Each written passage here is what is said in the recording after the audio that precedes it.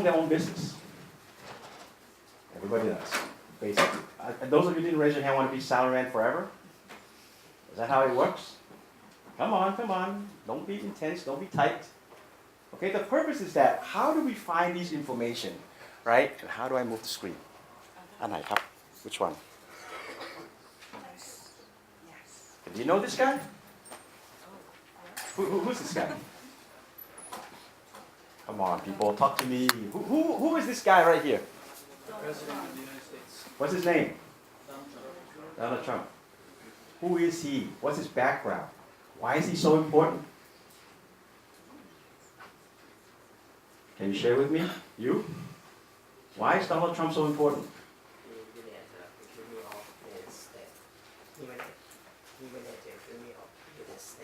He manages the economy of the United States. How about him being the most powerful man in the world right now? Isn't that what being the president of the United States is? Okay? See, today, a lot of you go home with these slides. There's about 21 to 23 slides that I put together. Let me explain a little bit. You have your background in finance or banking or whatever that is.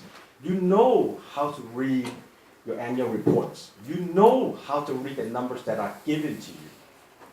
You know how to interpret information that are given to you. But the most important thing is, do you know what else moves the markets? Okay, we all know that the idea of investing is to buy low, sell high. Am I correct? Buy low, sell high. Okay, guys. By the time we're done, okay, hopefully you ask a lot of questions, okay? This only works if you ask a lot of questions, please. The idea is that how do we find other informations that actually move the markets? What do professionals in the field look at? Every single slide that you see in your presentation today is what I used in the past 2 weeks to broach to my clients. Live information, real information, market-moving information. How important are they? Well, here's how it works. The market has two sides, sell and buy. So far so good? In the back, so far so good? Has two sides. If you don't believe in the story, what do? You sell. You short the market, they call it. If you believe in the story, what do? You long the market. Whatever that stock is, wherever that price is, doesn't really matter. So at the end of the day is how do you find what moves the markets? Because by the time you read the earnings report, the annual report, the analyst report, let's be honest, is that current information? What about a week or two late? Usually a little bit late. It's not necessarily wrong or right. It's just the timing of the information. And that, my friend, or students, is what moves the markets. Markets is always pricing ahead. It doesn't price today. Okay, so when you want to go participate in investment, you don't ask what the price is at. You ask, where is it going? Is it going to go higher or is it going to go lower? Because the market allows you to do both, either long it or short it. Short meaning sell. You understand short, right? So you have two sides. So again, if you're able to find information, the more you understand it, the more you research it, and the more you put it to use, in other words, test it, the more educated and informed you become. And the more informed that you are, the odds are you're ahead of the next guy that's waiting for the annual report, that's waiting for the earnings report, that's waiting for the analyst call.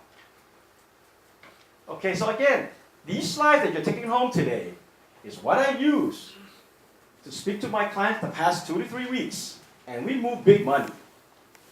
Okay, I am on the institutional desk. What does that mean? How many of you or your parents have pension funds? How many of you do you know what mutual fund is? กองทุน. You know what mutual fund is? Those are my clients. The money that you put into the banks, they come through my desk. Hopefully some of it come through my desk. Okay? Otherwise they will get rid of you. Okay, I've been doing this a long time.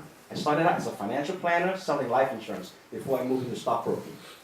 Okay, so part of it is How do we find what we need to find? And by the way, these slides, every single one of them, you can Google it. And that kid is sleeping already.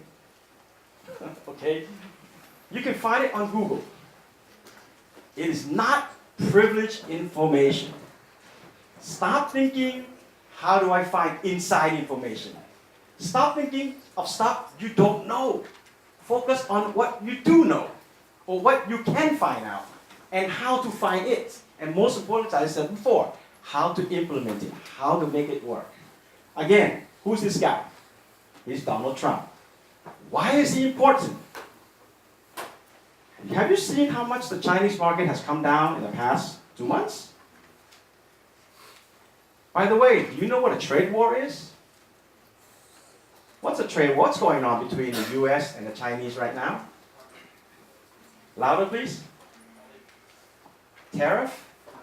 Tariff is just execution. What is a trade war?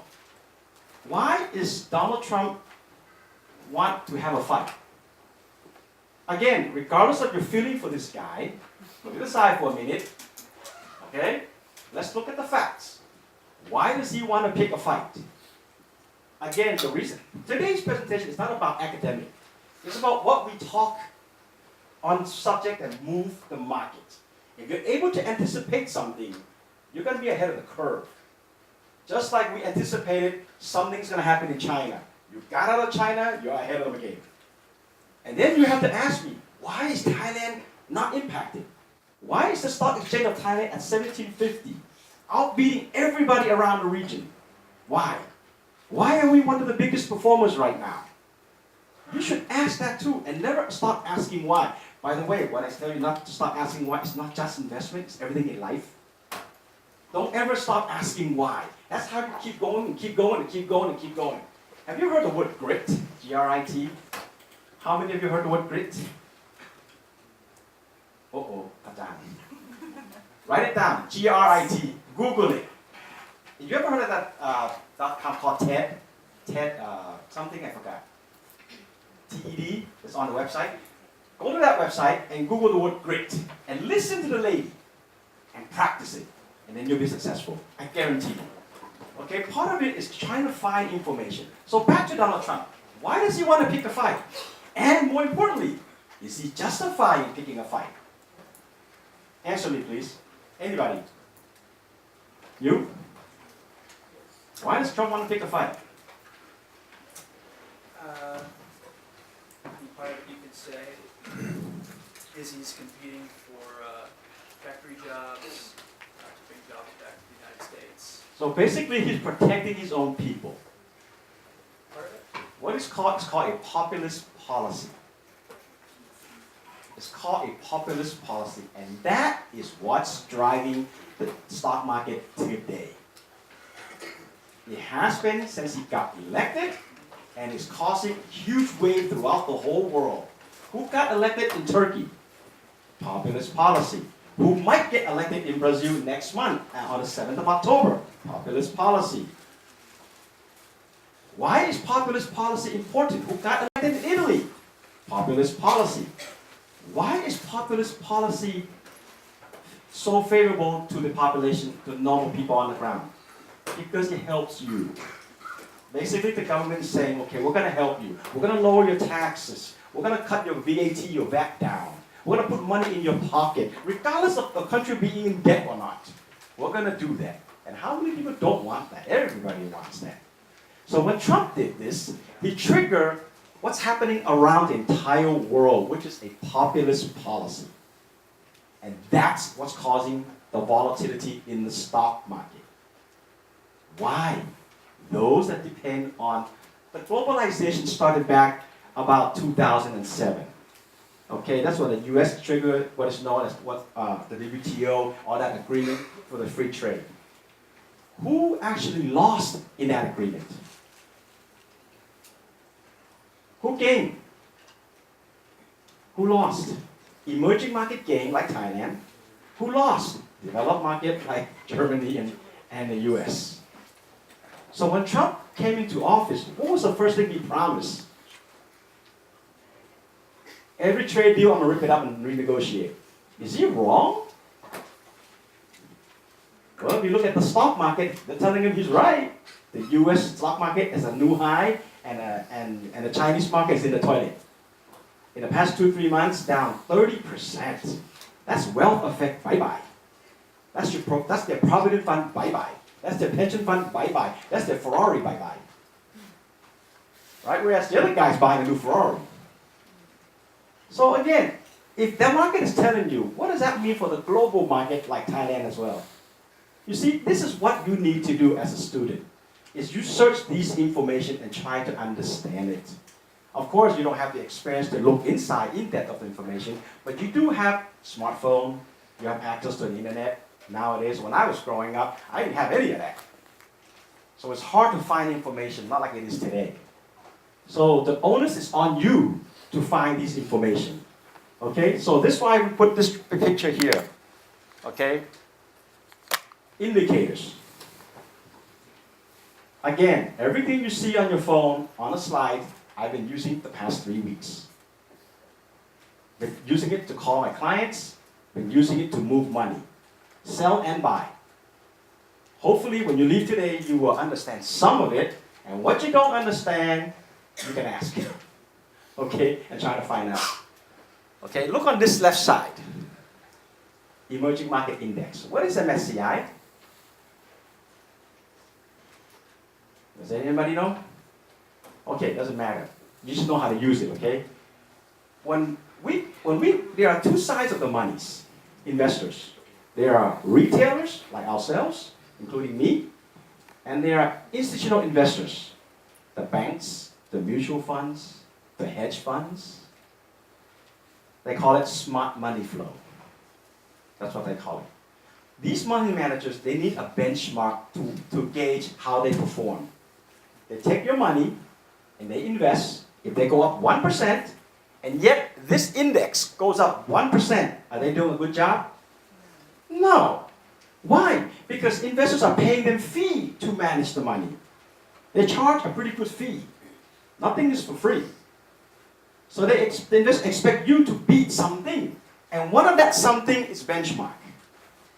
And why is it important to know this? How much has it come down? How much has it come down since the beginning of the year? 20%. 20%. The reason you need to know these things, so you know where the money is shifting. If the smart money guys are selling emerging market, they're moving money somewhere else. There's no such thing as putting in cash. If they put into cash, do you need to pay them a fee to put into cash? No. They get no fee from us if they put into cash. So if they're going to charge you 1 to 2% to manage your money, they better put it somewhere else. So when you see the stock market is a zero-sum game. Sell and buy, up and down. Always come up to zero-sum game. If this is down, someplace else is up. Where is it up? Other country. What other countries? Come on. Help me here. Where is it up? US, Germany, France, England. Europe not up yet. Europe is still struggling. There's only one market in the world that's very clear right now. It's the US market. They're breaking to new high every single day. And everybody's afraid that one day it's going to tumble, but so far it hasn't yet.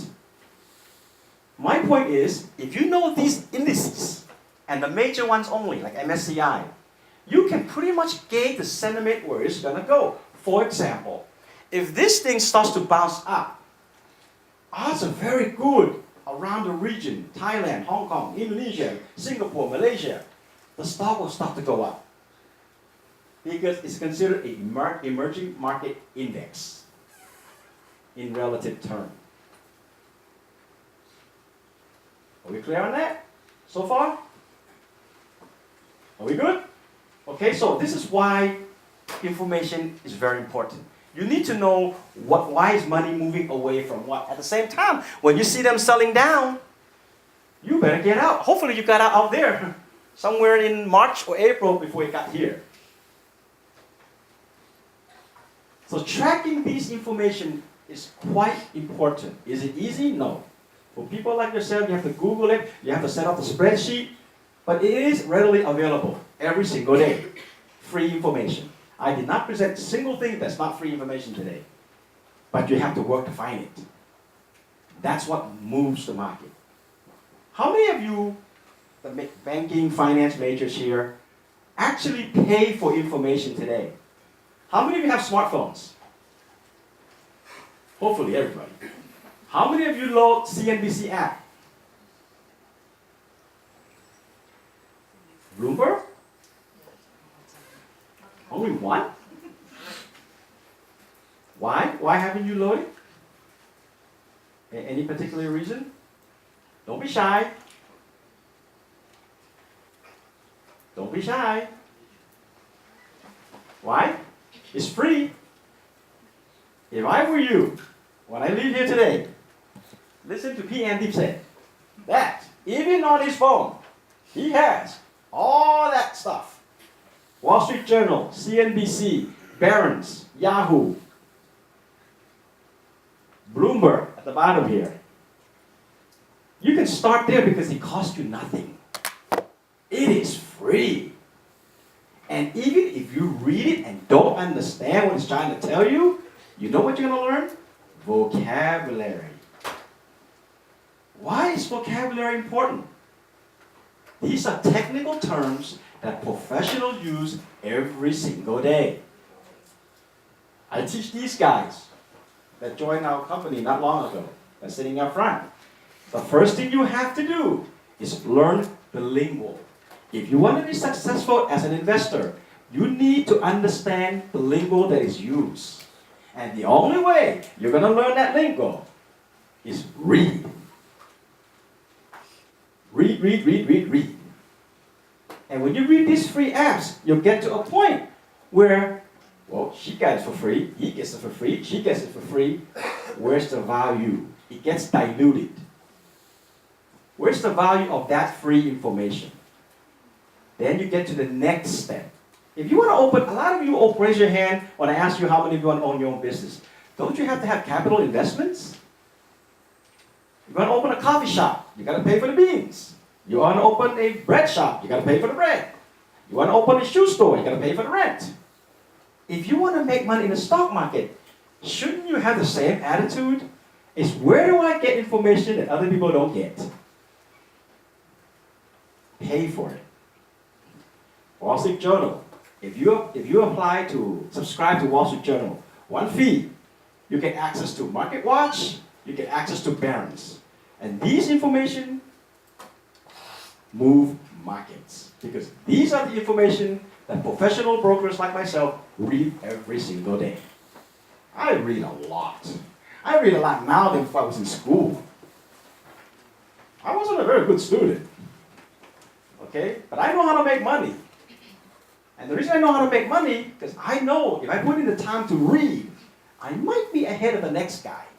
My client might like the information that I find. Right? Such as on the right side here. What is that? On this side, we show the emerging market index, which is relatively stocks.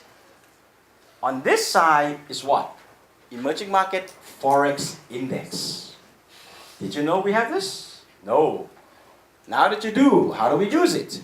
The green line, can you see the green line? Can you see the green line? The green line is Thai baht inverted. Inverted means meaning what? Thai baht, when it gets weaker, it goes higher. When it gets stronger, it goes down. So this is inverted, right? So if the emerging market index is coming down, is it dragging the baht down with it? Yeah. So how many of you take vacations abroad? Well, the odds are if the emerging market is coming down, your baht's going to get weaker. That's a simple correlation that we look for. Again, this is very basic correlation. Question? Anybody? Wow, we need more questions. Okay. Next one. Everybody knows the Thai baht is floated. Floated meaning that it is traded on the open market. Bid and offer, demand, supply. Is the baht strong or weaker today? relatively speaking. Everything is relative, by the way, compared to something. That's what I mean by relative. Is it stronger or weaker today against the US dollar? Huh? Is it weaker? Who says weaker? Yeah, I can say. And who says stronger? Somebody's got to say something. But if you compare it, you said it's relative, right? So I moved to Thailand 5 years ago, then it was 28 baht per dollar. So it's stronger than it was 5 years ago. Mm-hmm. But I think last year, 2 years ago. In today's term, Yeah. at the current spot rate, it's about 32 and change. 32.5.6, somewhere around there. So relatively speaking, as of today, on a year-to-date basis, is it stronger or weaker? Weaker. Stronger. Stronger. Stronger. Compared to everybody else, we're very, very strong. Everybody's getting weaker and weaker, and we're getting strong. Look at the Indian rupee. It's down to 20-year low against the US dollar. The Indonesian rupiah is down all-time low against the US dollar. Everybody's getting weaker except the baht. So your next question is, why? You've got to ask why. Because at the end of the day, money moves everything. And more importantly, as these guys know, cost of money moves everything, not just the money. What is cost of money? It's your borrowing cost. For example, I'll give you an idea. iPhone XS is coming out. It's going to charge you 50,000 baht. If Powerbuy did a promotion, 24 months, 0% financing, are you going to buy? Odds are pretty good that you don't mind spending that money. But if they charge you interest rate to pay on your credit card, are you going to pay it? Probably not. So cost of credit moves money, and money moves everything. Get that, okay? So basically, the reason I brought up the baht, because the baht has to move opposite of something. What is that something? It's known as the dollar index. This side. These indicators are very important. We use it every day. Even today, I used it this morning with my clients. The dollar index is known as DXY. You can Google it, it'll come up. You can go to CNBC app, it'll come up. So you have to know what's inside the dollar index. So for example, if you look on this side, the euro weighs 57% of the index. The Japanese yen weighs 13% of the index in round numbers. Combined, it's about 70% of the index. So here's a hypothetical question. Given these two currencies weigh 70% of the dollar index, if they both go up together, does the dollar get weaker or stronger?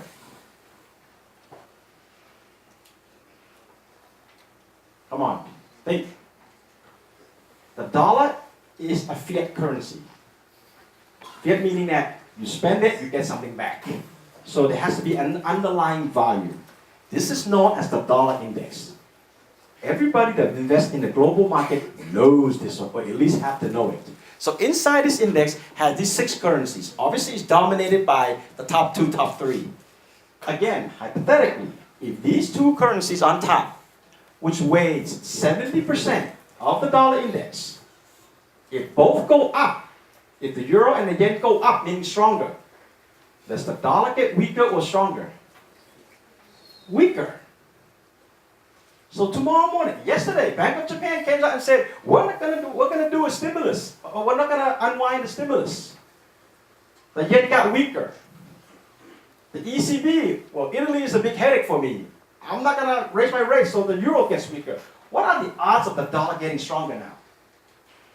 Higher. So, if the odds of the dollar getting stronger, what's the odds of the baht getting weaker? Higher. ใช่ไหมครับ? Don't get confused. You said to me, the baht moves like this. There's a reason the baht moves like this. And I'm telling you the reason the baht is moving like this.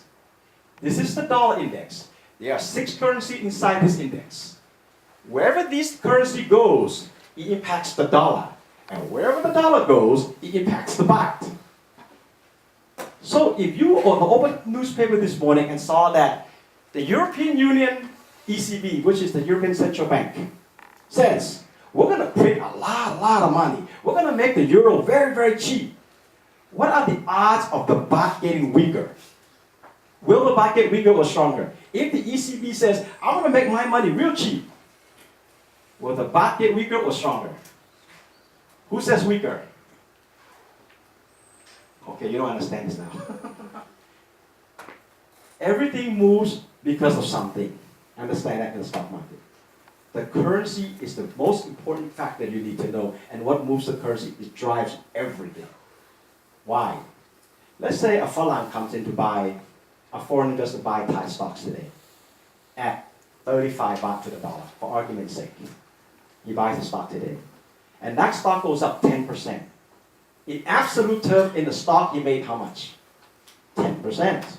And let's say the baht got 10% stronger. Does he make money or lose money on the baht?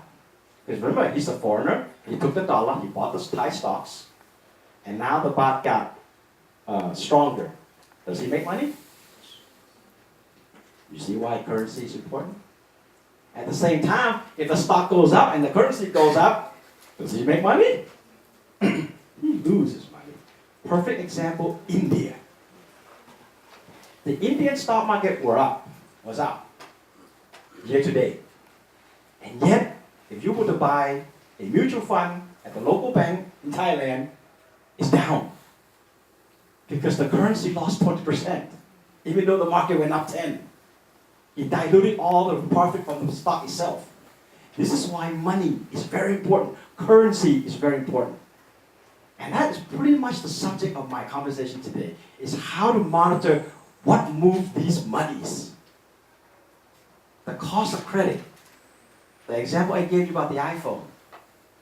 And then at the end, I'll tell you the concept in looking at stocks. Again, if you have the euro go stronger, the yen goes stronger, will the dollar go weaker or stronger? It will go weaker. It's moving against the dollar. This whole basket moves against the dollar. And if the dollar goes weaker, the baht goes stronger. So if you can follow the newspaper, what is the European Central Bank saying? Every single 6 weeks, there's a central bank meeting. These are the things you can follow for free. And these are the things that professionals follow every day. One of the things we follow. For example, at the end of this month, the Federal Reserve, the US Federal Reserve, the biggest bank in the world, will have a central bank meeting. Are we going to follow them? Oh yeah. What Mr. Powell say, the chairman say, will drive a dollar either up or down. And that means my vacation coming up next month is going to be expensive or cheap, because I earn back. So if I anticipate him being hawkish, meaning push the dollar higher, I better go buy the dollar now. You see how you anticipate if you have information? Now, before the central bank meets, there are other data that I'll show you how to follow, so you can anticipate what these central banks will say or do. This is fun, because once you get used to it, it's a snowball effect. Literally, you look for news. You know, I'm in a pretty good position at my company. Do you know what time I come to work? Take a guess. Stock market opens 9:30, closes 4:30. I have a staff of so many. I have analysts working for me, so many. Take a guess how much time I come to work. 6? What's that? How did you know 5? Somebody told you. I come to work 5 a.m. every day. If I'm 5:01, I'm pissed. I get pissed at 5:01. I am quite disciplined at what time I get to work. Why am I there so early? I like to read. I have my Bloomberg models are up. I go through so many websites, so many information. And I'm to a point in my career where I can digest this information very, very quickly. In other words, I know what to look for. So you have to train yourself to know what to look for. And hopefully, after today, go back and look at these slides, Google it, what it means, and how to use it. Then you start your snowball effect, especially the guy that wants to invest in the stock market. Okay? And stop me anytime if you have any question, okay? What's happening in the currency market right now? Is anybody up to date what's happening in South America?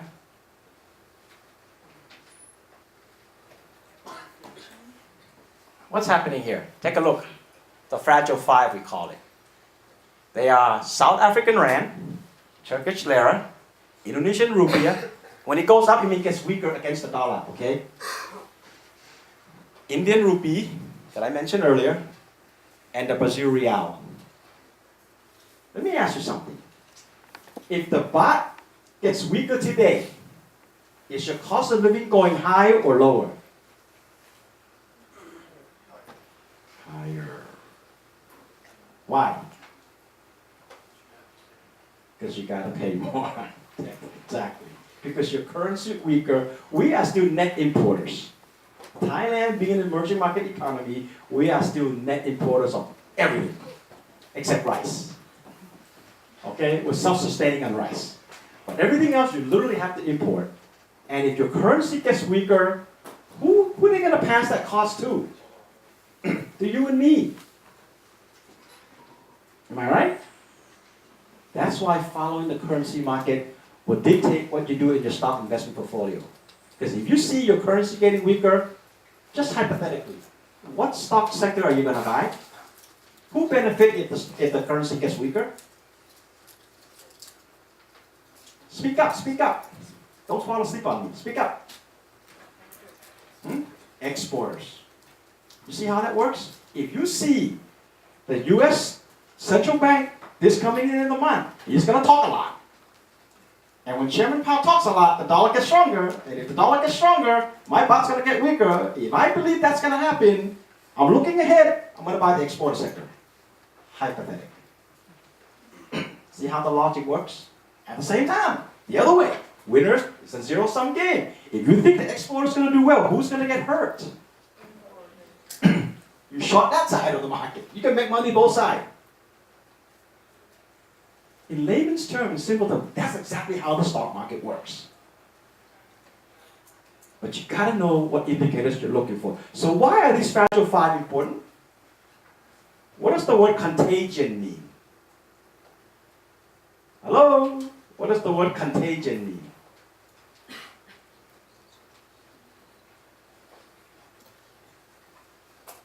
Guys, I don't come here very often, okay? So this is your opportunity to ask a lot of questions of how the real market works. Because if every one of you get out of here today thinking how to make money through the stock market, you're already one step ahead. What does the word contagion mean? Contagion means what? Risk of something happening somewhere else. They cheer. That's what it means. They cheer. If it's happening in this Latin American currency, should I be worried what's going to happen in other emerging markets like China, India? Oh, it's already up there. Who knows? Other emerging market. European emerging market? Yes. That's why if you monitor these things, the earlier slide we had the emerging market forex, remember? Remember this slide? On this one? It's coming down, the white line is coming down. And the reason it's coming down, it means weaker when it comes down, okay? It's because these guys are getting killed. Why are they getting killed? That's a story for another day. So I get invited back. But this is what moves the market. So, let's say you were investing in Brazil, for argument's sake, or just near around India. And you see their currency, boom, boom, boom, boom, boom. Are you going to invest in the market? Well, yes, if you think the currency has peaked in terms of weakness. No, if you think it's going to get a lot weaker. Because we said earlier, stock can go up and currency go down, you end up getting killed. But now that it's down so much, speculators in us, we call it punters. In us, well, maybe it's about to peak. So maybe I start looking at stocks that fundamentally are okay, that are already getting killed because of this, and maybe I can start buying some. And if I'm right, I'm going to make a lot of money real quick. And if I'm wrong, oh well, next man up. You see how it works? You see why we monitor these things? The fragile five. As of today, the Thai market has ignored this. And I'll tell you why later. Why is this not impacting the sentiment of the Thai market at all? We were up yesterday, we were up 2 days ago. Earlier I mentioned to you the cost of credit. Who dictates the cost of credit? Again, these are data that you can follow on your own. Anytime, anywhere. Just gotta have discipline in following it. And by the way, I follow it. Because it pays for my bills. Who dictates the cost of credit?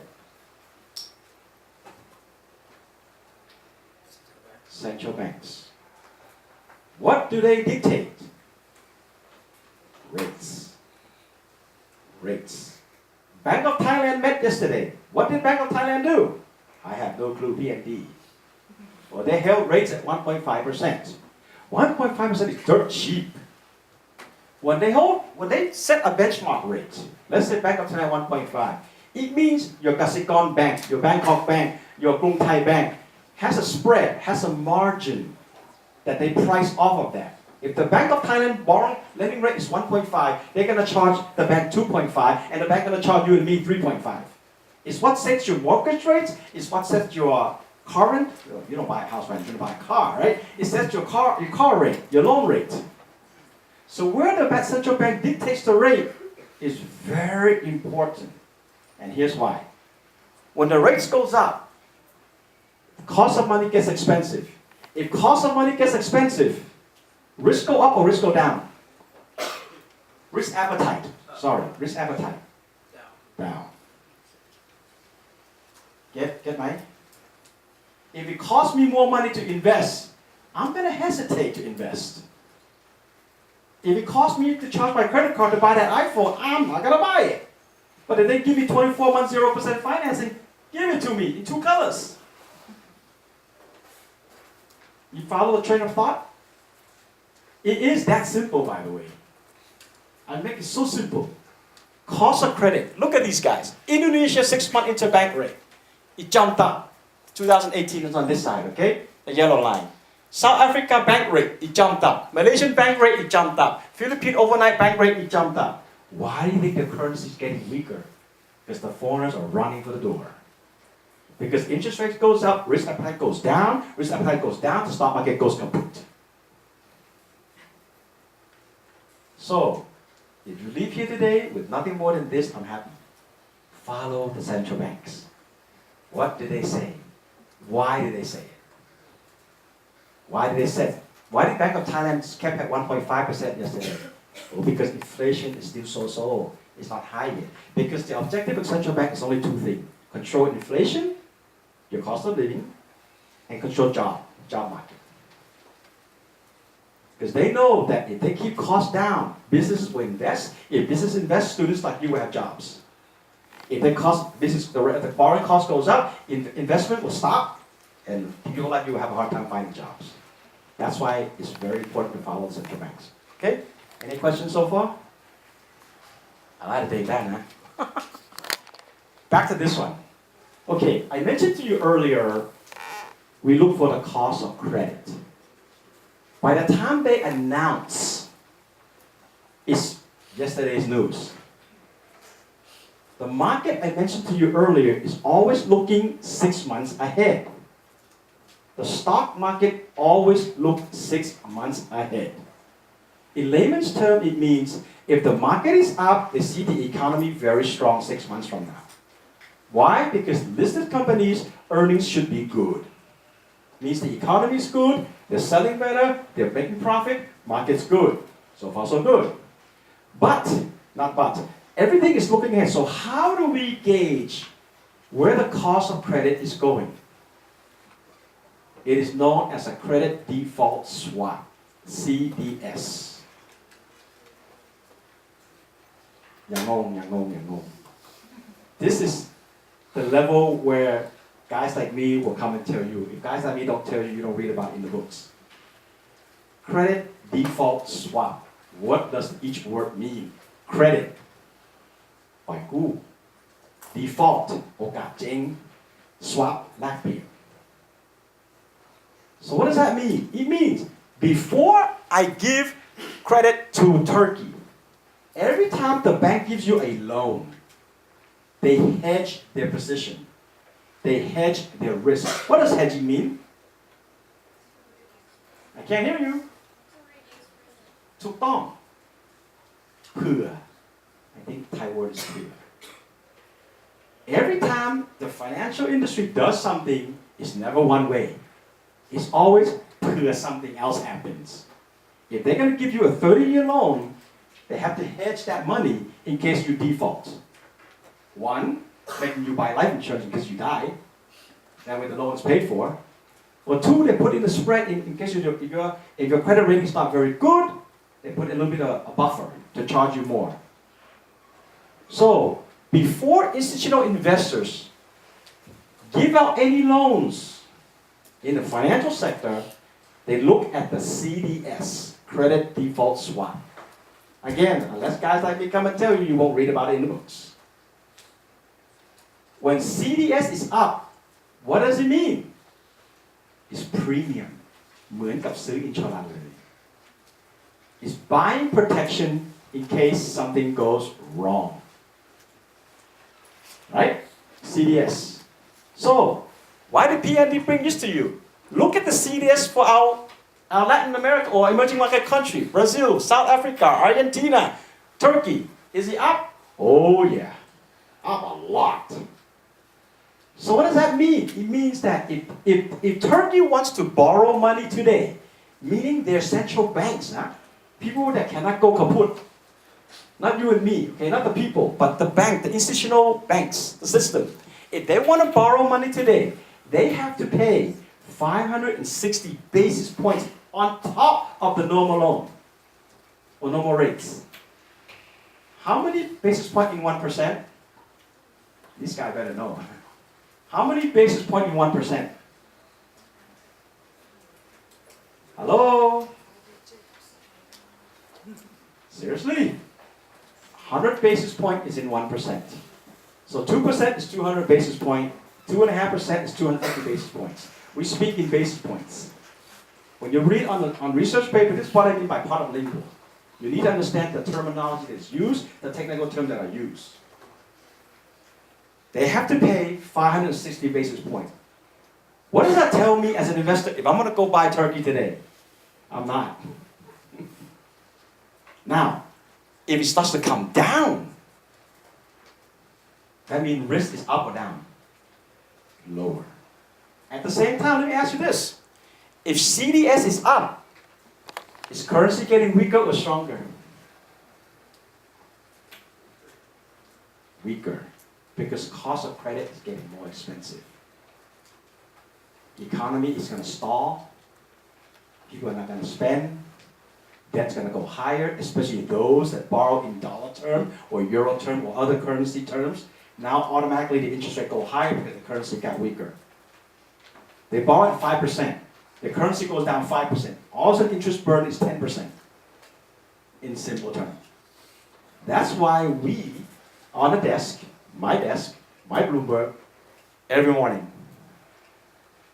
I don't have a picture, I wish I had. I can show you. I have 5 monitors on my desk in the morning. And over 30 charts that come on at one time. And a quick scan. You know where Thai CDS is right now? Whew. Thai CDS is so low.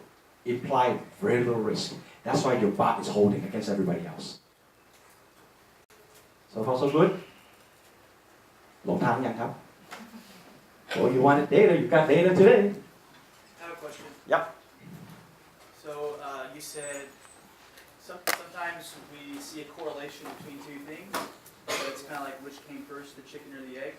So it sounds like you're making the point that the CDS is the chicken and the Forex is the egg, right? So like. Yes, basically. Yes. But why is it that way? Why not the other way around? Because something dictates that CDS. Something dictates for that premium to go higher. Now you got to go find out what that is. Right. It's top-down macro a la Donald Trump. He got pissed at people. So people are afraid. They're cutting back their exposure in the emerging market. They're selling everything, bringing the money out. It's causing the currency to get weaker. That means they know if the currency is getting weaker, they realize the corporate that borrow in foreign dollar terms, the expense ratio is going to go higher. It's going to hit the earning, it's going to cause the debt to go higher, the DE ratio, blah, blah, blah. So the CDS is built in. CDS is a great way of watching market risk. Before you invest in any other markets, because Thailand won't be the only one you're buying and selling. In your, down the road, you guys, your artificial intelligence, your smartphones will allow you to buy almost anywhere, anytime. Even me on my phone. You know, I bought Microsoft last night. Couldn't buy Apple, it didn't come down. I was waiting for Amazon, that didn't come down. I bought marijuana stock last night. Well, actually, I had it already. I didn't sell, it went up 30%. And I'll tell you why in a minute, okay? I don't smoke. But the point to answer is that it's always chicken and egg. It's difficult to say which comes first. So you have to go look deeper as to what drove the story. In this particular case, it's more of what the US is doing. Because everybody borrows in dollar terms. When PTT wants to borrow money, they raise money in dollar terms. So their liability is in dollar terms. So if the dollar gets stronger, their debt goes up automatically. So if the debt goes up, the next guy that's going to loan money to PTT will see the CDS goes up on PTT. By the way, CDS is not just for this country, it's for corporate too. Every single corporate that's listed on the stock exchange everywhere has a CDS. Whether it be 1 year, 3 year, 5 year, that's another story. Okay, it's a good way to watch, to monitor the premium that's being charged. In a sense, assess the risk of that particular loan. Okay? Anyway, question is, PNB just said that the Latin American currency are in trouble. The credit default swaps are in trouble. Why is the stock market pretty much everywhere except those countries are doing pretty good? Why is the US not afraid of contagion? There's that word again. Why is Thailand not afraid of the contagion? It goes back to liquidity. I said earlier that every single company borrows in dollar terms. When something happens to hit the fan, I can't curse in here, right? What's the first thing they do?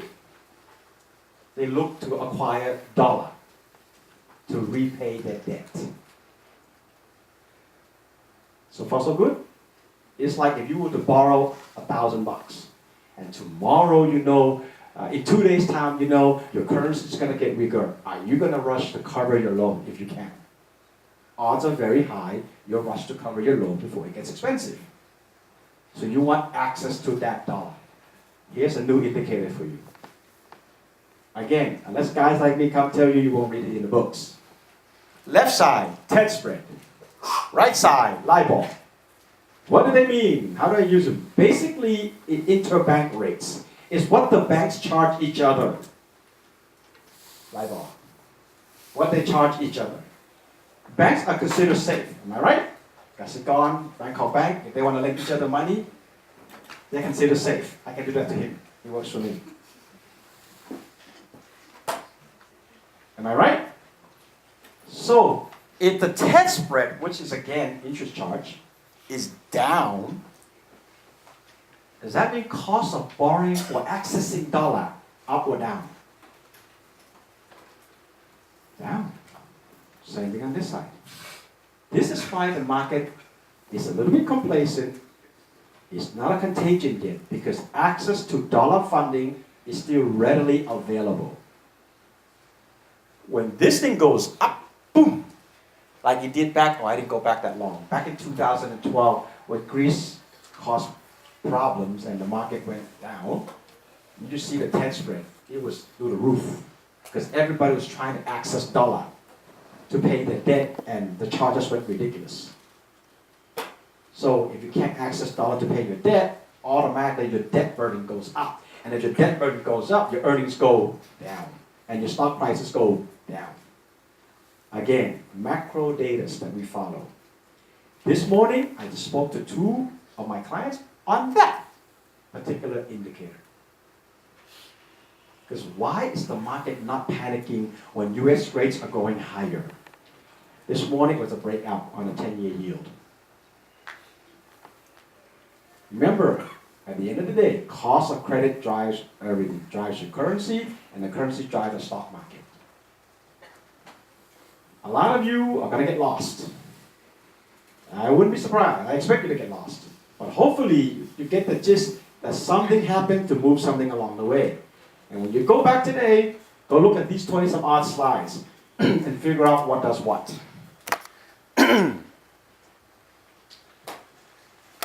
Why? Earlier I said, why is the Thai baht strong? Remember that? Any idea why?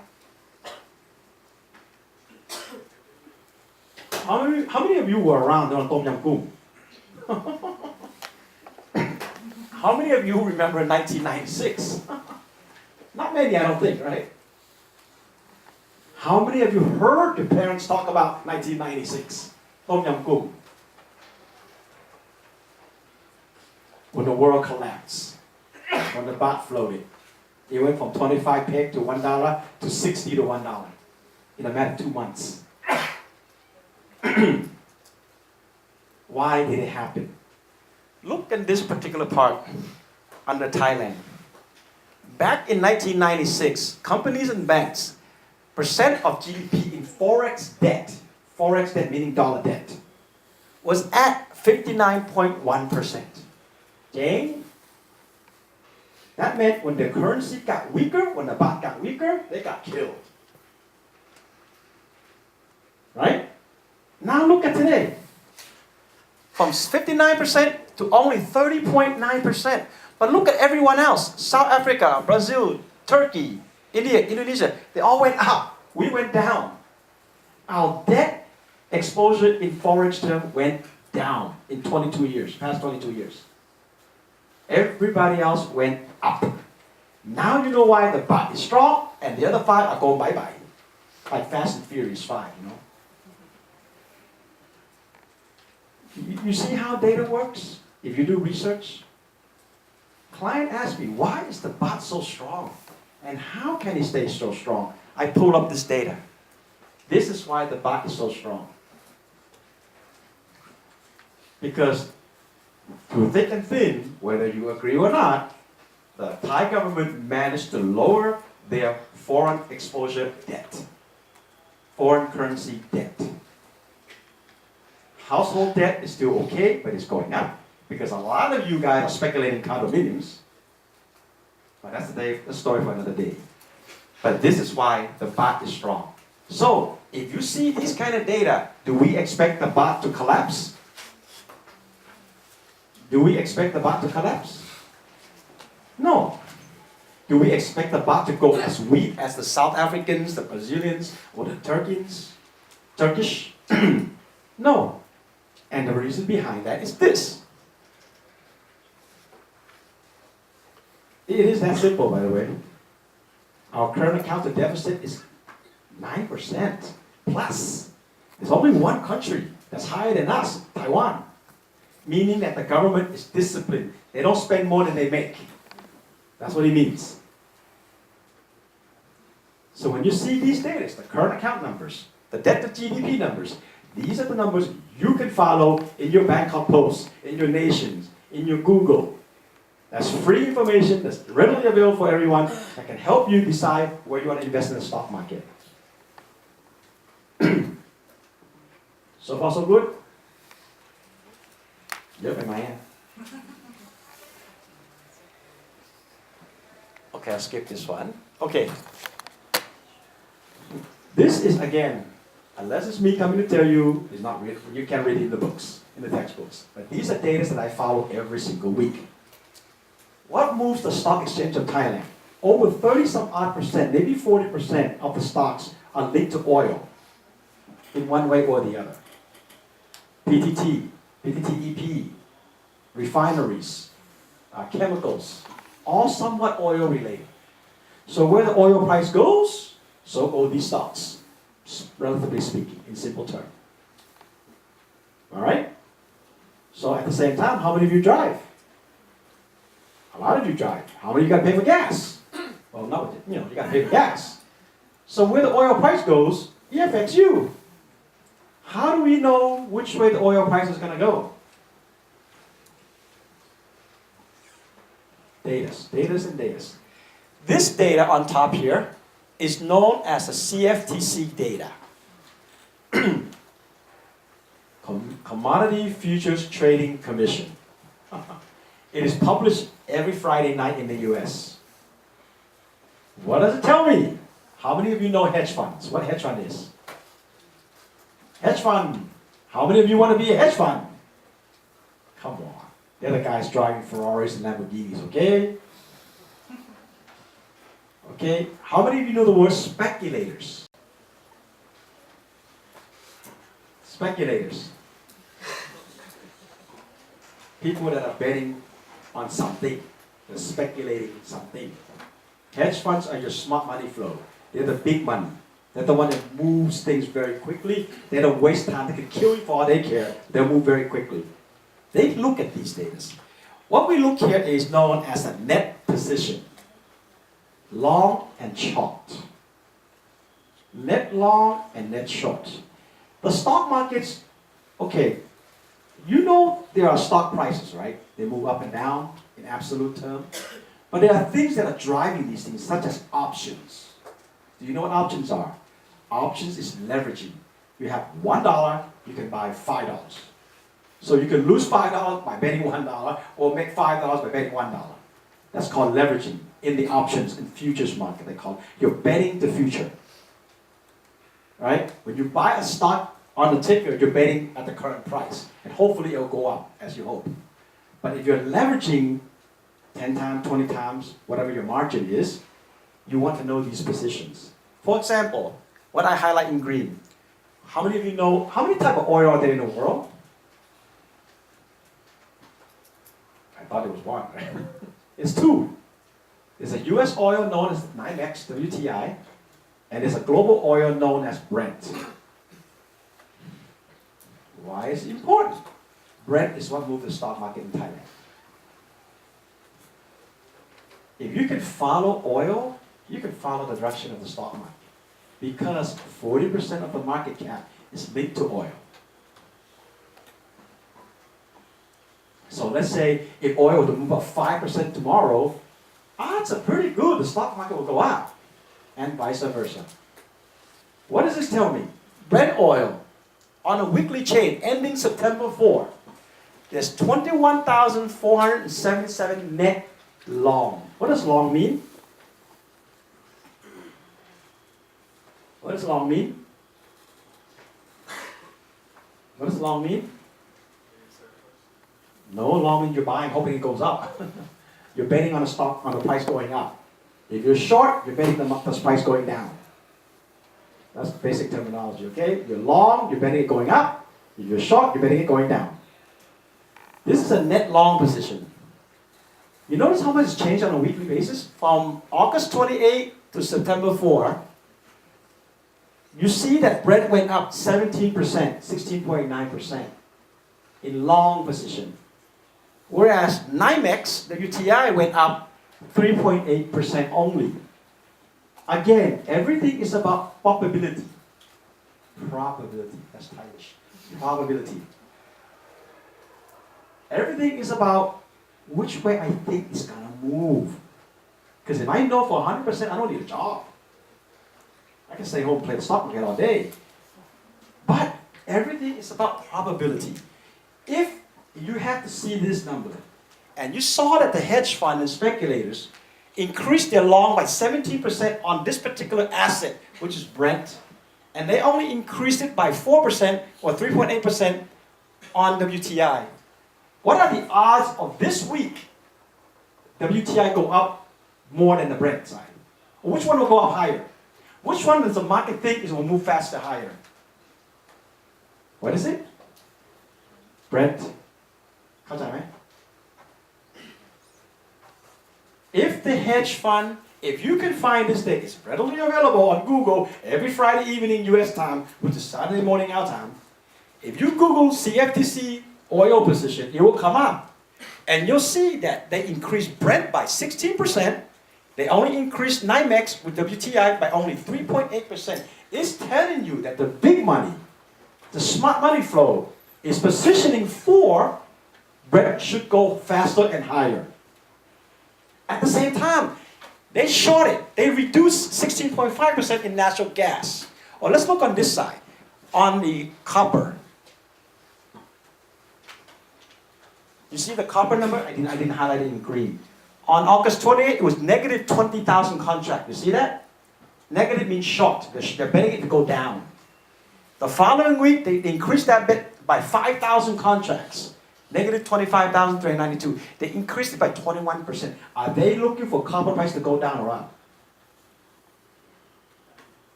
Are they looking for copper price to go down or up? What is it? Down, not up. They're shorting it. They increased their short position. They increased the bet that copper price will go down. Which sector of the stock market benefit if copper price go down? All this means nothing if I can't link it back to a stock, right? So which sector of the stock market benefit if copper price goes down? What's in your phone? What's in your appliances? Copper. Stock like KCE, Hian, electronics. If we see this, and we see that the baht is somewhat stabilized, because they're exporters, odds are very good that investors will bet on stock like Hian and KCE. Hian Electrics. You see how we use the data? It means nothing if I see all of this and I can't link it back to the stock. My client will show me the door. สนุกไหมหรือว่างงอย่างงงนะครับ If they increase their short position, imply their betting price go down. If they increase the long position, they imply the price go up. Now, before I confuse you more, one data doesn't tell everything. It's a string of data. There's no such thing as one absolute thing and gives you all the answers. So, if I see this, they're betting oil price to go higher. I need something else to confirm. This is a bit confusing, but there's a new word for you. It's called backwardation. On this side, the lower right side. Everything is a curve. สอนดีไหมเนี่ย Curve means today's price, tomorrow's price, next day's price, forward price, blah, blah, blah. And you plot it together, you get a curve. If you get a curve that goes this way, short term here, long term here, what does that tell you?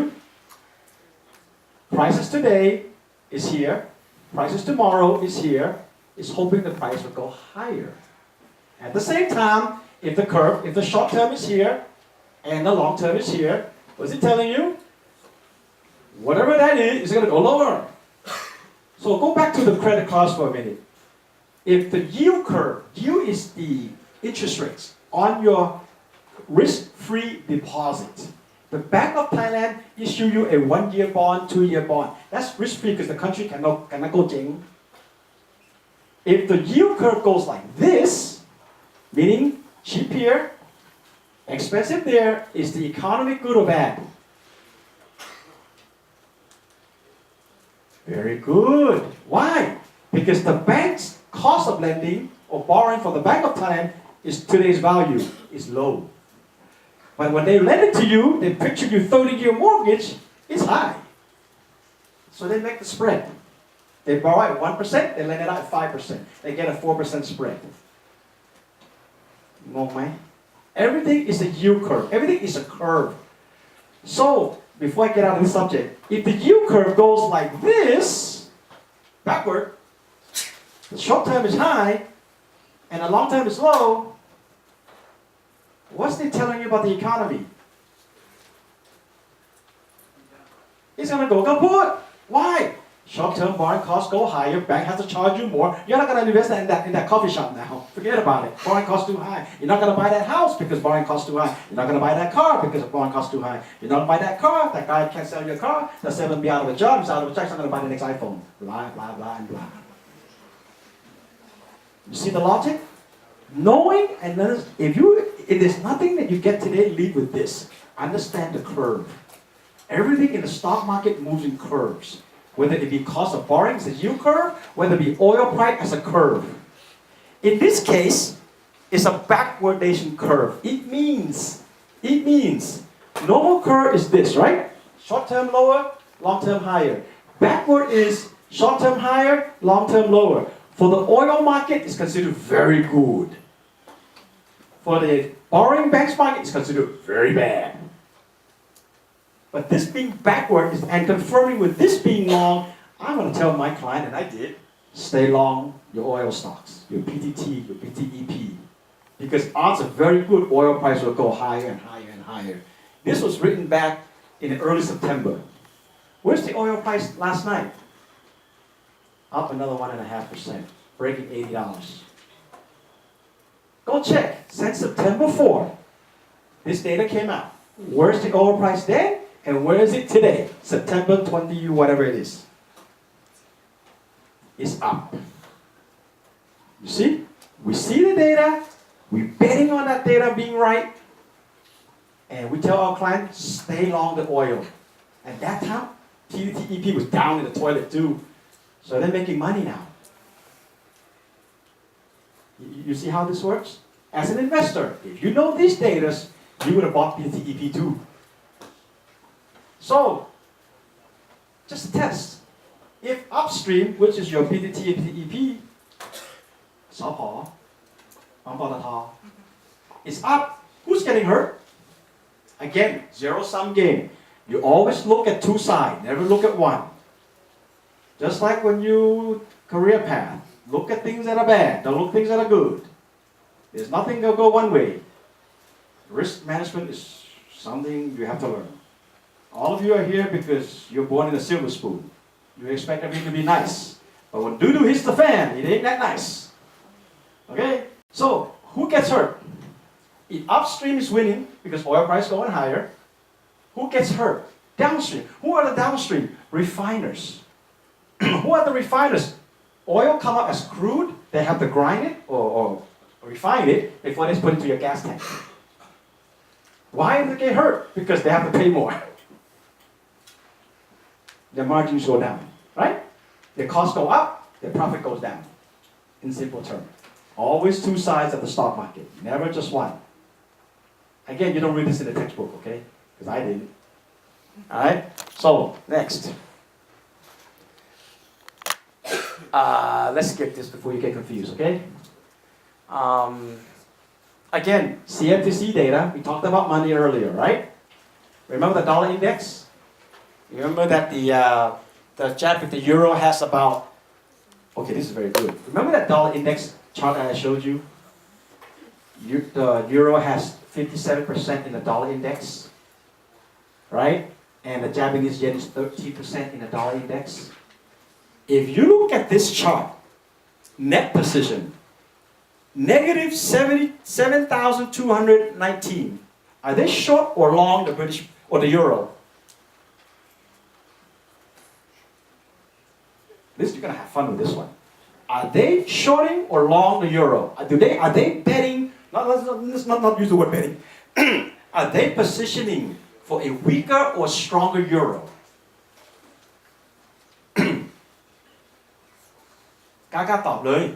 No wrong. Weaker, because they're shorting the euro. If they have a negative 76,928 contracts on the British pound, well, let's not use British pound, let's use the Japanese yen. If they have a negative 46,000 shorting of the Japanese yen, are they positioning for the yen to get weaker or stronger? Go back to chart 1 or 2, the dollar index. The euro is 57%, the Japanese yen is 13%, makes up 70% of the dollar index. If these guys are positioning for both of these currencies to get weaker, are we positioned for the dollar to get stronger or weaker? Now you understand how the market works. These data come up every Friday night. Monday morning, my desk 5 a.m. is the first thing I look at. Have they adjusted the positions?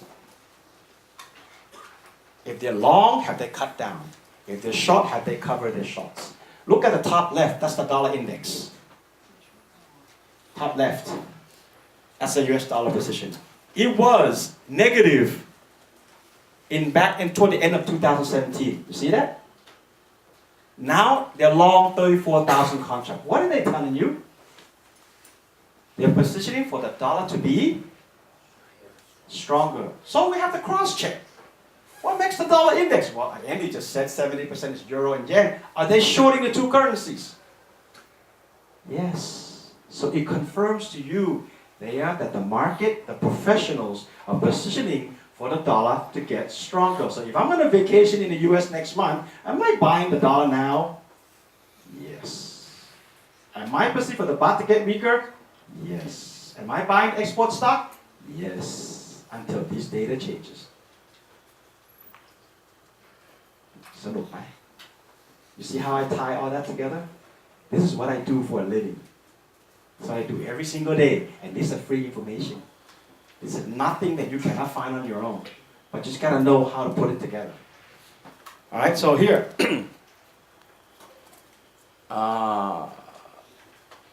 okay, as you know, what moves oil price? Supply, demand. Why is oil price up? What's happening in Venezuela?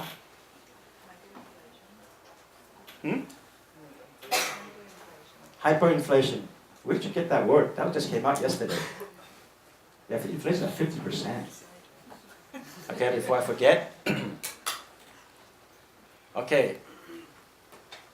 At the end of the day, data means nothing.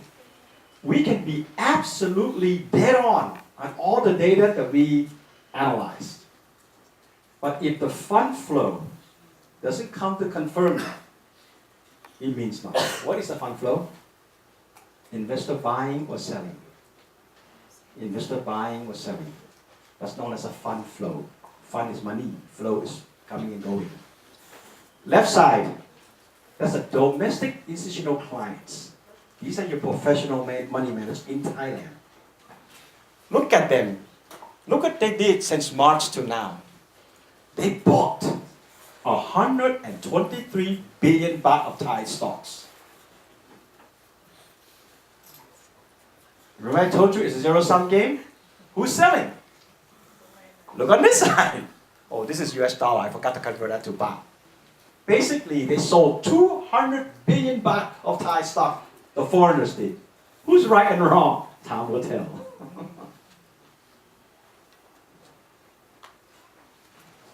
At the end of the day, you track the fund flow. And it's readily available on set.or. Every single day. They report every single day at the end of the day. Institutional, net buy, net sell. Retail, net buy, net sell. Proprietary desk, net buy, net sell. Foreigners, net buy, net sell. Year to date, net buy, net sell. Net sold. Bad grammar. Net bought. At the end of the day, you track the flow. Because it means nothing if there's no flow going in. Of course, data gives you the advantage. Like earlier, I see them shorting the euro, I see them shorting the pound. Now I watch to see. Now, what drives these positions?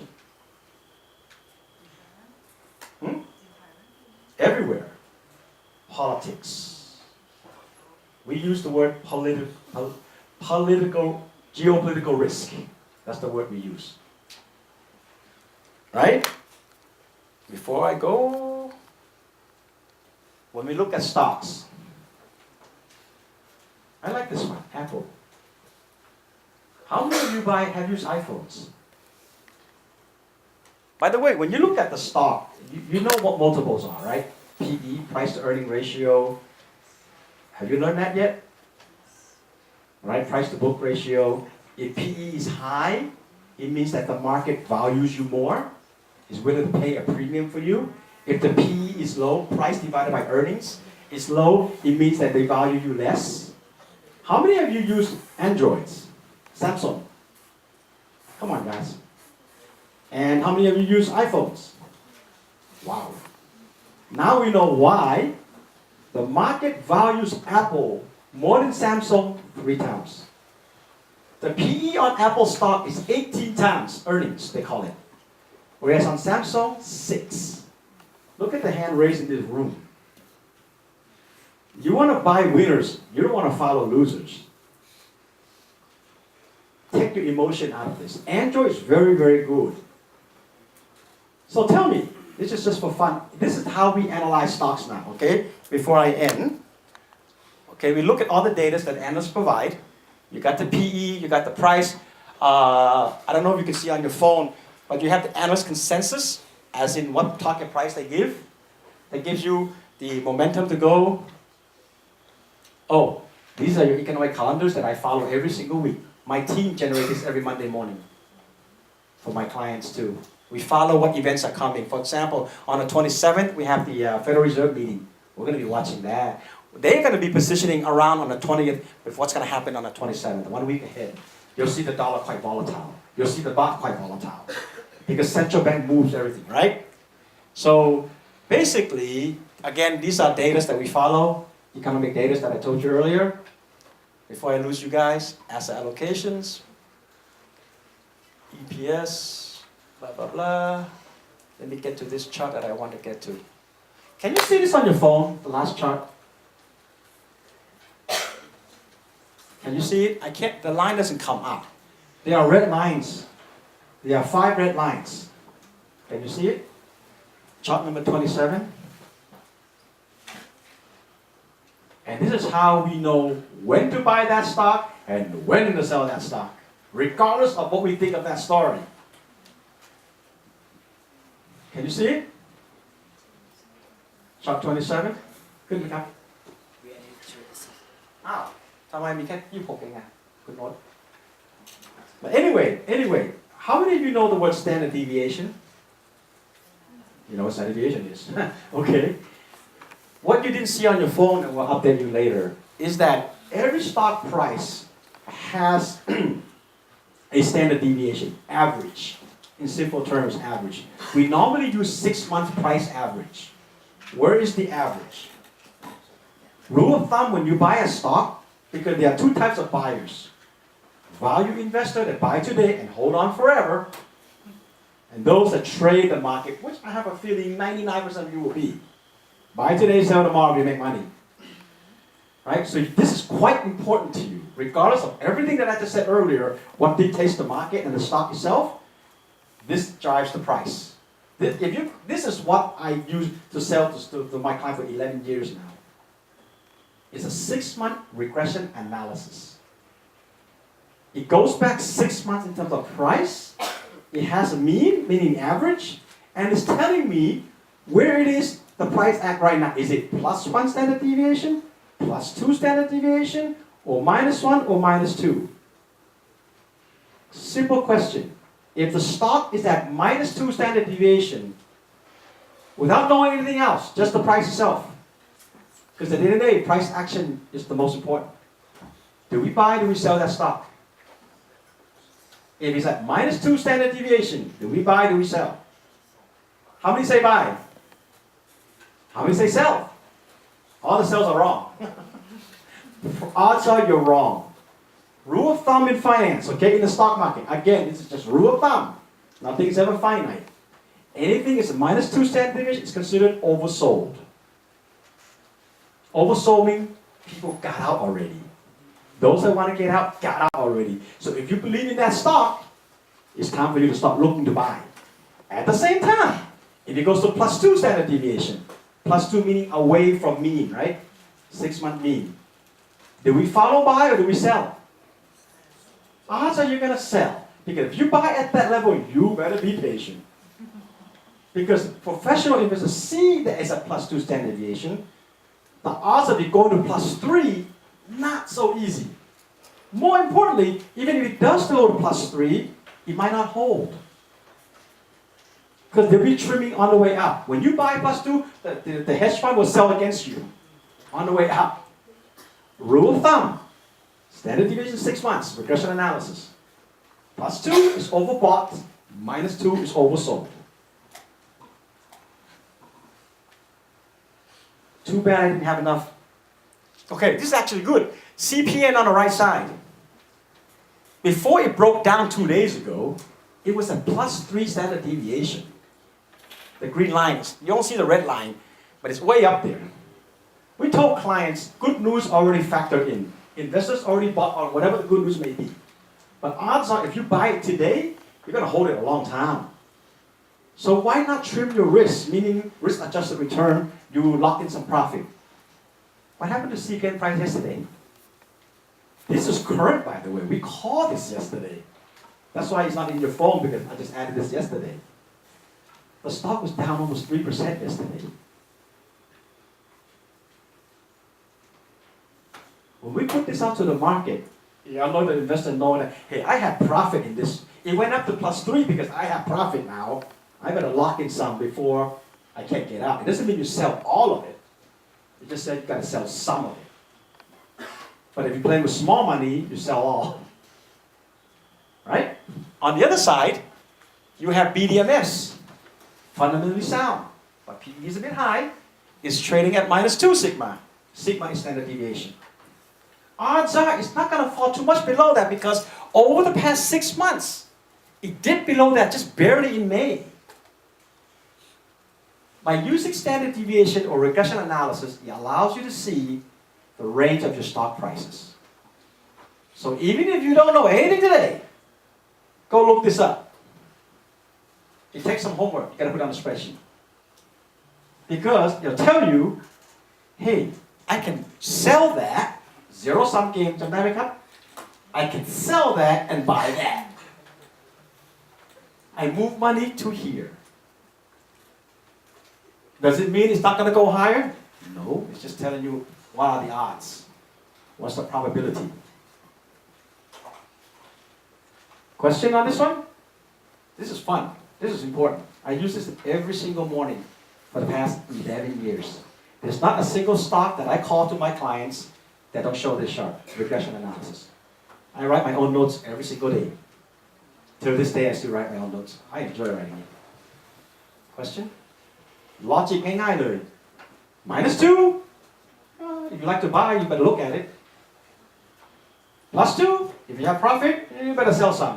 +3, sell all. -3, buy all. If you believe in the fundamental of the stocks. Again, there's not a single information that tells you everything. Now, back to Apple before I finish. Back to Apple. Tell me something about Apple. This is how we analyze stocks. Again, it's not about being right or wrong. It's about increasing the odds of being right or wrong. If I'm right 100%, I don't need a job. Okay? Increasing the odds. Why is Apple trading at 18 times earnings and Samsung at 6 times earnings? Why is the market value Apple 3 times that of Samsung? Even though Android is better, even though the phone looks better, even though technology is always a step ahead of Apple.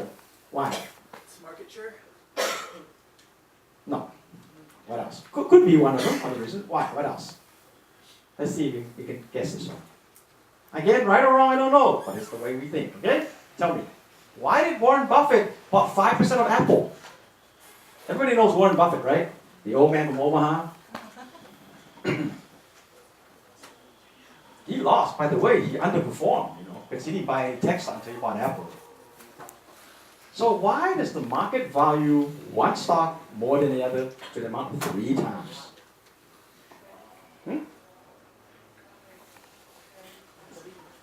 That's part of it. What's the fundamental reason? Have you all ever heard the word ecosystem? What's ecosystem?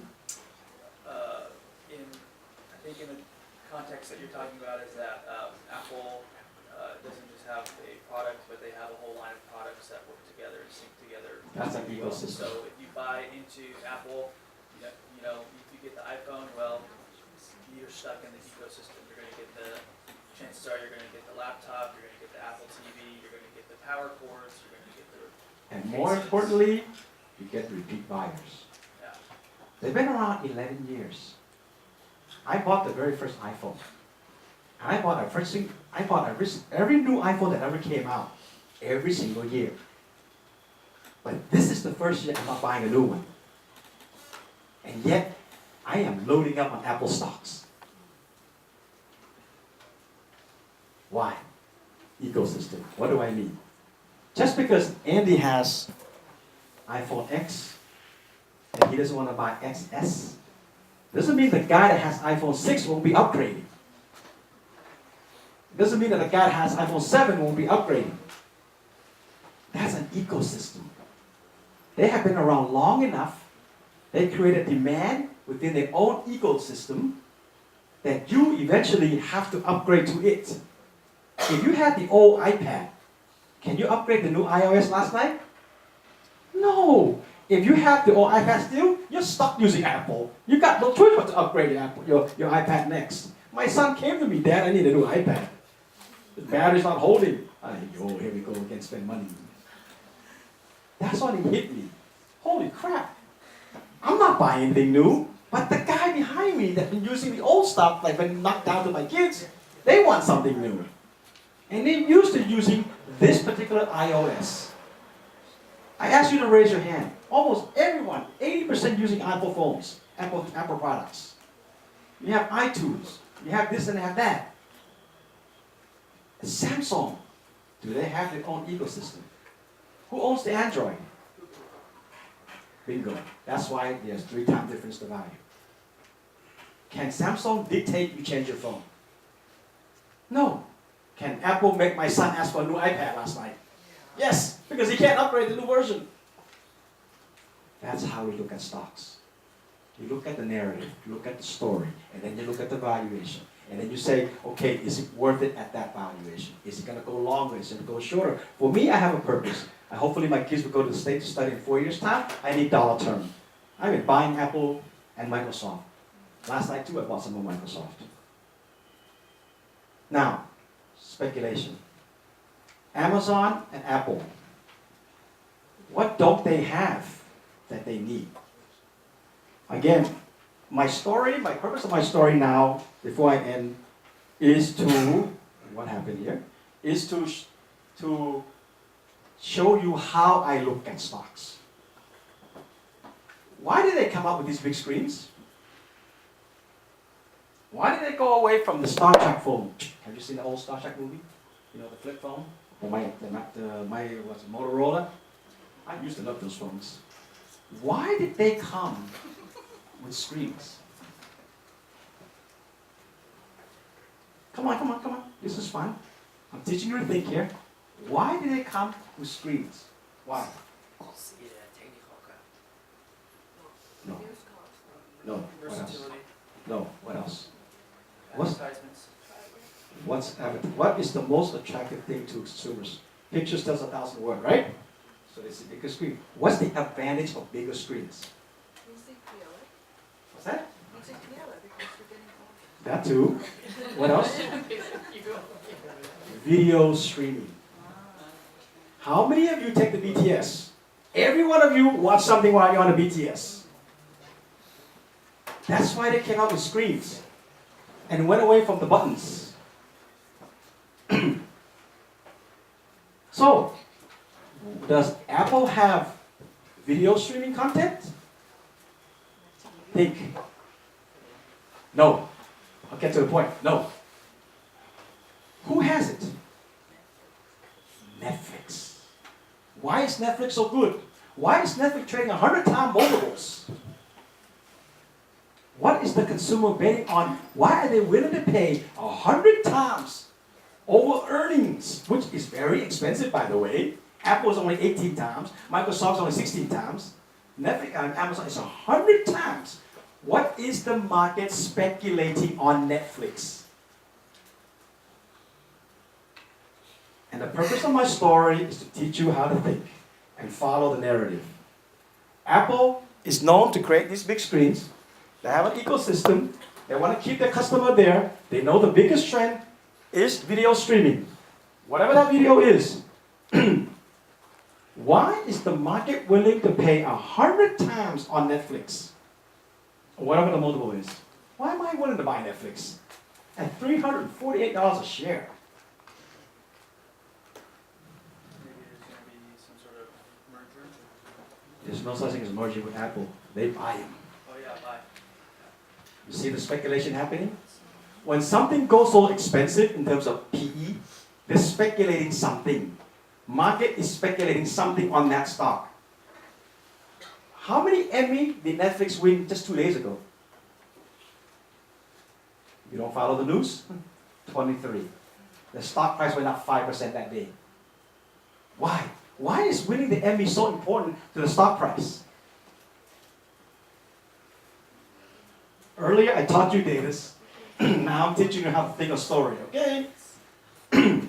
By the way, when you go out into the real world, when you go apply for jobs and interviews, take this one advice. Perception is everything. It's not what you really know. It's how present what you know, or what you don't know. When you go apply for a job, do your homework. And when you sit down, you perceive to know something that maybe you don't even know. That's how you get the high-paying jobs. I never hire on what you know. I don't need to know what you know. I need to know what you can do for me. That's why I'm paying you. I have a system. I bring you in and you work in my system. So the perception is, can you do it or not? So back to my question. Why is the market paying so much for Netflix? They're speculating that Apple or somebody will have to buy them out. So the next question, can Apple afford to buy Netflix? Now go back to your fundamentals. Look at the annual reports. How much money does Apple have right now? 200 billion US dollars. In stock term, meaning that if the stock price goes down, they can buy back shares to keep the prices up. It means they can pay a better dividend, that's why they're paying 1.9% right now. And it means that if it's an opportunity, they'll buy out Netflix. Or somebody with content. Back to my other question. Why winning 23 Emmys drove the stock price up 5%? That's a big cap stock, you know, Netflix. It is not easy to move 5%. That meant somebody bought a lot. Why? Why is winning the Emmy important to Netflix? Because it reflects demand. No. It stimulates demand, future demand for the streaming content. Back to the ecosystem. Netflix asks you to subscribe to them. How do they keep you subscribing? They provide content that's their own. 23 Emmys means 23 original Netflix that they invested, that they created, that consumer like. That's why they want the Emmys. It's an indicator to the market they're doing something right. You understand the narrative? Understand the story? Right or wrong, I don't know, but it went up 5%. And I didn't buy it. I couldn't buy it in time. Okay? But the point is, that's how you follow the story. Facebook. How many of you have Facebook account? I can't. Everybody's got to raise their hand. I don't have one. Okay? Does Facebook have content? They do? What do they have? They have, I guess there's games you can only play on Facebook. Small market. Why is Facebook such a hurry to license Premier League or license other video streaming content? Everything goes back to video streaming. They don't really own or build their own video streaming content. But yet, the market is giving it 80 times. I'm not buying Facebook. But I will buy Netflix, I will buy Amazon, and I have bought. I own Netflix, Amazon, and Apple, and Microsoft. Right or wrong, I don't know. But the story seems to be there. And before I bought, I looked at my regression analysis. That's why I missed on the Netflix. It was down to -2. I got greedy. I was hoping to go -2.5. It didn't get there. It bounced right away. And when Apple went to +2.5, I got greedy. I didn't sell, so it came down. But the point of the story is that this is how we look at stocks. There's always a reason why. Our job is to go find out why. Investigate, research, read. Any question? I'm done. Don't look up. Exactly. So hopefully, what you got out of me today is that some of the technicals that the professional stockbrokers look at that are not taught in your textbook. And when you look at the stocks, this is how we look at the story, okay? Any question before we go? Okay.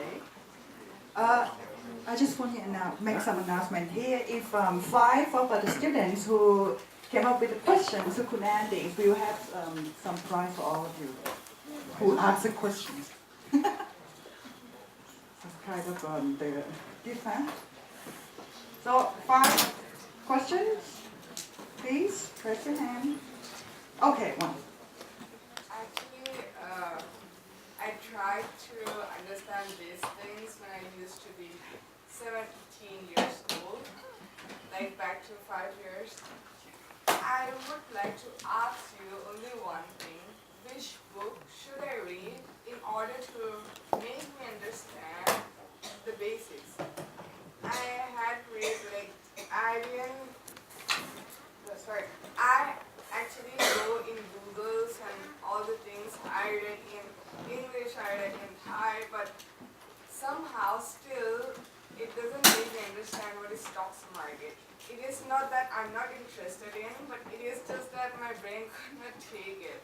But somehow I would like to talk with my brothers and my aunts. They have their own business. I want to talk with them, but somehow I could not.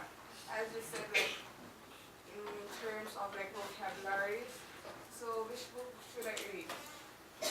There's a book, I'm trying to find it because they upgraded my iOS last night. Now I don't know how it works. I have Kindle here, I'm trying to look for it. I forgot the name of the book. By Jimmy something, it's an orange book. Let me get back to you on that one. It's a very good book to buy. It's the one that every stockbrokers read, whether they admit it or not. It's a very good book because it teaches you technical analysis and it teaches you fundamental analysis. Jim O'Neill is the name. Jim O'Neill. It's an orange cover book. It's a very, very good book to read. Okay? In terms of lingual, read research papers. Read it not to really, again, when you read something like this, okay, believe it or not, I've been doing this 25 some odd years. And on my Microsoft Word, I still have a page called vocabulary. Every single day when I read something and I see a word that I don't know, I Google it and I save it. So when you read research papers or whatever that is you read, even if you don't understand a diddly thing about it, get the vocabulary out of it. Get the lingo out of it. Because it increases your knowledge. You go to bed smarter than in the morning, as the old saying goes, right? So Jim O'Neill book is very, very good. It's an orange cover book. Not that one. I can't get this to. Yes, that one. There we go. That one. Buy that one. What's the name? Okay, that's a very good book. Yes? Yeah, my question is, so far I've seen 2 major components in decision-making analysis, I would say, to make it really simple. One layer is the statistics and the 6-month regression analysis and all these data charts that you're showing us. And then the other side is the story. Is the narrative there? Does it match what the statistics are saying? It sounds like sometimes you see the story first, and then you check the stats, and then you make a decision. Other times you're looking at the stats, you go, what's that? And then you check the story, and then you make your decision. Is there a third layer that helps in your decision making? You have the story, you have the stats. Is there something else that you go to? Market sentiment, which is news flow. Which what? News flow, top down. We went into the narrative with Apple just now, but we forgot to talk about Donald Trump. He's the top-down story. He's the one that's controlling the narrative globally right now. That's what we look for, geopolitical risk. At the end of the day, geopolitical risk, why is it important? Let me put it in a simple term. If the government today tell us that the VAT will go up from 7 to 10%. Is it going to hurt spending? That will hurt the stock market. That will hurt the stock price. That at the stock at 2 sigma I sell. Because politics, policies, let's do the word policies, dictates everything else. That's the first thing we look at. That's why if you notice every single market is when there's an election in 6 months' time, the stock market goes up. One, either the incumbent, which is the current guy, is going to be in charge still after the election. That means the continuation of policy. Or two, the guy that's there loses and a new guy comes in. And if the new guy comes in, the odds are he's going to put something to favor the consumer spending. Consumer spending helps the stock market. Right? The more you spend, the more earnings better, the more profit they make. The more profit they make, the prices go up, the stock price go up. So politics, policies. Policy is number one. Because policy, either from the government or from the central bank, dictates everything that we do. Before we go into the narrative, before we go to the technical analysis, or statistic as he says. That's why when I started the first slide, I said, do you know this guy, Donald Trump? What is he dictating now? Is he wrong to be a populist policy? Is he wrong to protect the US the way he's protecting right now? Is he wrong? By the way, why is he picking a fight with China? We never finished this. We still have some time, right? Yeah. Why is he picking a fight? This is a current event, by the way. This is very good. Why is he picking a fight with China? What's the trade balance? You buy from me, I buy from you. How much is the US buying from the Chinese?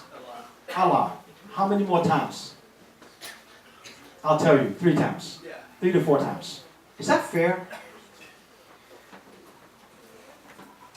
If you're the buyer, you're the one with the money, and I'm buying, and yet you want to play hardcore with me, and yet you want to be naughty with me, why am I buying from you? When you're not buying from me, where's the fair game in that? The Chinese asked to be part of the WTO back in 2012 or 13 under Obama. They should have never gotten in. Because WTO dictates fair trade. What's fair trade? By the way, what does WTO stand for? World Trade Organization. What's fair trade? Fair trade means that if you invest in my country, you hold the majority because you have the know-how. I don't steal your technology. When the Chinese go invest in the US, they own majority of that company. Backward the other way. How much can the US company own in China? Less than 50%. If the Chinese hold majority on mainland, can they steal your technology? Why do you think Google and Facebook not there right now? Because they don't want to open up. They don't want to do what the Chinese government are asking. But at the same time, how come Alibaba is in China? Where did Jack Ma come from? Where did he get his ideas from? The US. Where did Baidu get his idea from? The US. So Trump is saying, you are stealing my technology, and yet you don't want to buy anything from me to pay for it? If you buy from me, my people have jobs. My corporate have earnings. My corporate have profits. And yet, you want ideas and technology from me and you're not willing to pay for it. Again, take your emotional out from Trump for a minute. Is he right or wrong? Like the guy or don't like the guy, not relevant here. That's why he's speaking a fight with China. Who's going to lose? What's the market telling you who's winning? The US is killing them. Up new high, the Shanghai Composite Index down 30% since the trade war began. What's the end game? I have no clue. I don't see the end game because the Chinese needs to save face. There is no way in heck, I said heck, that Xi Jinping, whom just beginning of this year changed the mandate absolute power for the rest of his life. No more terms. Gonna give in to a Falang that might not be there at the 2020 election. Trump may lose. So, as you go into the real world and put your money to work, first question you ask, will Trump be around? If you think he's going to be around, you buy US stocks. You buy to go to Kasikorn Bank and buy K Nasdaq. Gongtun America. If you think he's going to lose the election, okay, we look at China. You see how the market works? Somebody wins, somebody loses. Zero-sum game. So the question is, who do I think is going to be around 2020? I think Trump's going to be here still. Why? As of today, may change tomorrow, who's going to compete against him? And by the way, this is a good lesson on Trump. Who's going to compete against him? Exactly. You don't know. We don't know. Michael Bloomberg. If there's a name that comes up, Michael Bloomberg, he's a Democrat. If he announced that he will participate in the election, the stock market will move a different way, because that Trump can lose. Why? Because they have similar background, but Michael Bloomberg is a lot more sukum, not more cordial, much more professional than Trump loudmouth and like to tweet. So, question. I think you guys were in school already when Trump won the election, right? A couple of years ago. How come he won? A guy that has no military experience, background, a guy that's never been a politician before, just a businessman with daddy's money. How come he won the #1 office in the world? What was he able to control? Go back to what I told you about interviewing for a job. Perception. Perception. What did Trump tell you when he was running for president? He tell you everything he wanted to. There was one guy, Ted Cruz, that was a Republican competing against Trump. Point is this. Trump is a reality TV specialist. How many of you seen his TV shows? The Apprentice. You're fired. He is good at catching cameras.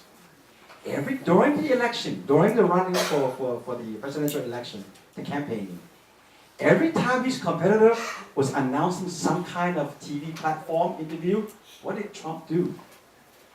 Tweet something, say something, generate something, so that the camera turned to him. Think about it if I'm right or wrong. You never heard his competitor because of that. Every time, professional, I have to tell you my agenda. I will announce my agenda at 3 o'clock. Good, Trump said, I'll be waiting for you at 2:55 to make sure the camera's on me, not you, because you're idiot enough to tell me when you're going to talk. Perception is so important. I see so many of you guys come to my desk for interviews, and a lot of you don't come prepared. Because we're not hiring you for your smarts. We're hiring you for what you can do for us. It's the perception you build. Before you go for a job interview, study the company. What's the background? Who's the owners? What are the owners' culture? What's the company's culture? What they like, what they don't like. Control the interview. Guidance that don't, so the person interviewing you asking the question you want them to ask. I'll give you an example of what I did. 11 years ago next month, I will be this company. I interviewed down in Singapore. And I knew 3 guys would interview me. The chairman, one of the directors, managing director, and the head of sales. Sales position. What are they going to ask me? What am I applying for? Equity sales. They're going to ask me about stocks. I have no clue of the 500 stocks in the stock market. I do know 3. And I studied that 3 very, very well. And when I got there, I made sure he asked me about those 3. That's all I did to get the job. How you do that? That's art. That's a little bit of art. Perception. Build a perception. The way you dress, the way you walk, the way you look. When you walk in a room, do you control the room? When you go get a real job, that all matters, you know? I see so many people come to me with a GPA of 4.0 and I don't even bother looking the next time around. I don't need that. And yet, I get a guy that comes in with 2.5 GPA and said, I'm going to hire that guy. And he can talk. I need guys that can talk. He can talk. He can build a story. He can tell me stuff that I don't want to hear. Because he's thinking. He's thinking on his feet. That's the perception that I want. Somebody that can think on his feet. You follow me? That's my advice to you when you guys leave and graduate and go get the real job. Dress properly. Just because the society is not wearing a tie anymore doesn't mean you don't honor the place. You wear a tie. You clean your shoes. Invest in a pair of shoes. Invest in a good belt. Invest in a decent watch. Little things like that. Just one, not many, okay? Just one. Little things like that. Lead me, guys like me look at. Whether I'm going to offer you a job or not. And always bear in mind, what can you do for me? Everybody always asks you, tell me about yourself. I don't really want to know. I just want to know how you think on your feet. Are you going to tell me, yeah, I graduated this, I got this good grade, I went to this, blah, blah, blah. I'm playing the violin, you know. Tell me something else. Control the interview. Anyway, I digress here. I got off track. Back to track for a minute. UOB Hian, your trusted financial partner.